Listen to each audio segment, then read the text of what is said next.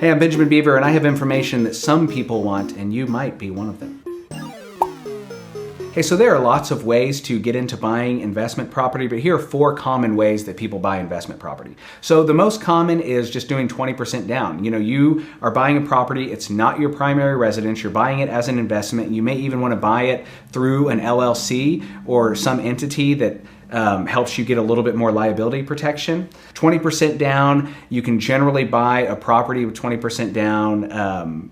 Very simply, most banks are willing to do those kind of loans. Another way that a lot of people get into investment property, even unintentionally, is turning your current primary residence into an investment property. Some people do this more intentionally as a strategy. It's like buy a house, live in it for a couple years, convert it to a rental, or fix it up while you live there and then sell it. That's not really a flip property, but it's the same kind of idea. That's obviously the easiest, most stress-free way to do it because you can take your time, you can fix it up while you live there. You're not taking the huge financial risk because you're also using it as your primary residence, so you're getting that secondary benefit from it.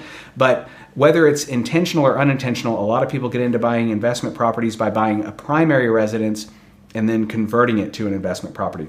Another way to do it, if you have other assets, is to leverage those assets. A lot of lenders will do that. If you have other assets, whether it's other properties or various investment accounts that someone could use as leverage and loan you even up to 100 or 100+% to purchase something, fix it up and sell it, or use it as a rental property. And the fourth way is a 1031 tax exchange or a like-kind exchange. So if you're doing that, that means you already have another property that is similar. You already have a rental property. You already have an apartment complex. You already have land for sale or that you could sell. And when you sell that property, instead of incurring that taxable event of the sale, you can identify a property.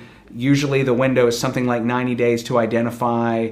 And then you purchase another property and you do a like-kind exchange. So as far as the IRS is concerned, you didn't actually have a capital gain. You were able to convert it into another property, and that's called a 1031 tax exchange or a like-kind exchange. There's more nuances and there's more to keep in mind, but those are 4 ways that people often get into investment properties.